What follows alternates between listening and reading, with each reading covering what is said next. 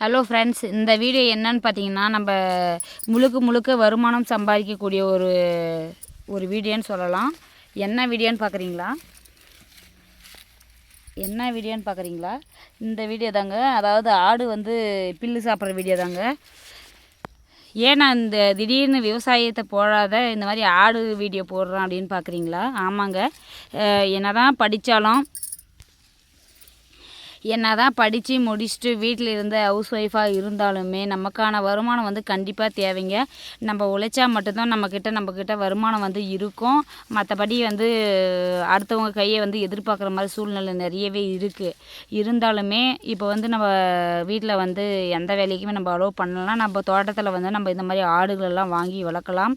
அதாவது கிராமப்புறத்தில் இருக்கும் பெண்களுக்கு ஒரு சூப்பரான ஒரு வருமானமே சொல்லலாம். கிட்டத்தட்ட ஆடு மேய்க்கிறதுல பார்த்திங்கன்னா 1 மணி நேரம் இல்லை 2 மணி நேரம் போதுங்க அது வயிறு நிறையிறதுக்கு. இது சூப்பரான வருமானம்னே சொல்லலாம். இந்த ஆடு வளர்ப்பில் பார்த்திங்கன்னா லட்சக்கணக்கில் சம்பாதிக்கலாம். எப்படின்னு பார்த்திங்கன்னா, நம்ம இடம் அதிகமாக இருந்துச்சுன்னா இந்த மாதிரி வில்லேஜ் சைடில் நம்ம லேண்டில் நம்ம இது மாதிரி ஒரு 4 ஆடு இல்லைன்னா 6 ஆடு வாங்கி வளர்க்கலாம். நானும் என்ன பண்ணுறதுடா அப்படின்னு சொல்லிட்டு மாடு வாங்கி வளர்த்து பார்த்தேன். மாடில் பார்த்திங்கன்னா கிட்டத்தட்ட 4 வருஷம் ஆகுதுங்க இம்ப்ரூவ்மெண்ட் ஆகிறதுக்கு. அது கன்றுக்குட்டியாக வாங்கி நம்ம வளர்த்து அதுக்கு தீனி பார்த்திங்கன்னா மாதத்தில் ஒரு 1000 ரூபா முதல் வைக்கணுங்க. முதல் வச்சு என்னுடைய வருமானமே போயிடுச்சுன்னு சொல்லலாம். உண்மையே அதுதாங்க. இந்த மாடு வளர்க்குறதுல ரொம்ப பெஸ்ட்டு எக்ஸ்பீரியன்ஸ் அப்படின்னு சொல்லலாம்.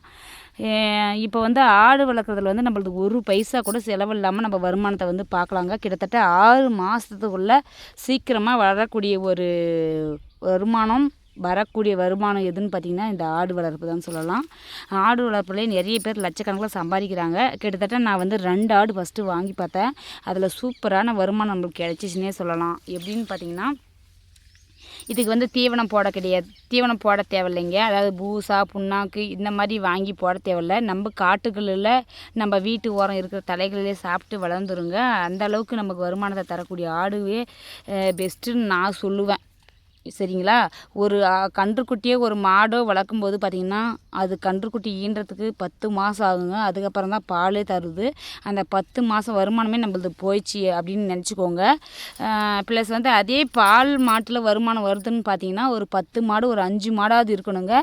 அதில் 3 மாட்டுக்கு வாங்கி போடுற செலவெல்லாம் மிச்சம் மீதி போக அந்த பால் கறக்கக்கூடிய மீதி எக்ஸ்ட்ரா இருக்கிற 2 மாட்டுக்கு அசல் நமக்கு லாபம் வந்துடும். உழைக்கிறக்க லாபம். நானே ஒரு மாடு வச்சுருக்கேங்களா, அந்த ஒரு மாட்டில் ஒன்றுமே இல்லைங்க. மாதத்தில் கிட்டத்தட்ட பார்த்திங்கன்னா 1500 ரூபா அதிக செலவு பண்ணிடுறேன். ஆனால் அது கொடுக்குறது எவ்வளோன்னு பார்த்திங்கன்னா 2000 ரூபா தருதுங்க மாதத்தில். 2000 ரூபாயில் 1500 ரூபா அதுவே சாப்பிட்ருது. அதுக்கே வாங்கி போட்டுறேன். ப்ளஸ் 500 ரூபா தான் மிச்சம். அப்போ 10 நாளைக்கு ஒரு டைம் 2000 ரூபா அப்படின்னா ஒரு நாளைக்கு எவ்வளோ வருது தெரியுங்களா? ஒரு நாளைக்கு பார்த்திங்கன்னா 50 ரூபா தாங்க கூலி வருது. அந்த 50 ரூபாயை வச்சு என்னங்க பண்ண முடியும்? அதுவும் நெக்ஸ்ட்டு அதுக்கு ஊசி ப்ளஸ் இந்த மருந்து செலவு இந்த மாதிரி செலவுகளே சரி பண்ணிடுது. அந்த காசு நம்மளால் வருமானம் ஈட்ட முடியல. பட் எனக்கு பெஸ்ட்டு ஐடியாவாக இந்த ஆடு வளர்ப்பு தான் ஆடு வளர்க்குறது தாங்க ரொம்ப யூஸ்ஃபுல்லாக இருக்குதுன்னே சொல்லலாம்.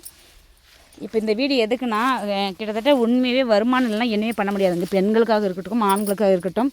இந்த பாருங்கள், இந்த ஆடு வாங்கிட்டு வந்ததே ஒரு 3 மாதம் தாங்க ஆகுதுங்க. எவ்வளோ பெருசாக இருக்குது பாருங்கள்.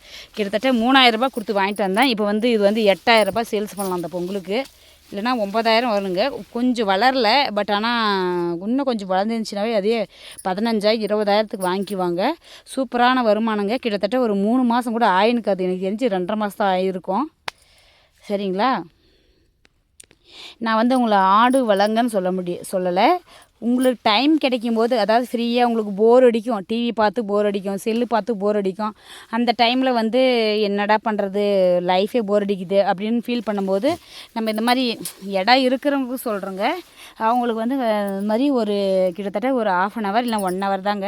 நம்மளுக்கு போர் அடிக்கும்போது இந்த மாதிரி நிலத்தெல்லாம் சுற்றி பார்த்துட்டு நம்ம இந்த மாதிரி 2 ஆட்டுக்குட்டியாவது வச்சுருந்தோங்கன்னா அதை நம்ம சேல்ஸ் பண்ணிட்டோங்கன்னா ஒரு 3 மாதத்துலேயே வளர்ந்துடும். இப்போ பொங்கலுக்கெல்லாம் ஹெவி ரேட்டுங்க கெடா ஆடெல்லாம்.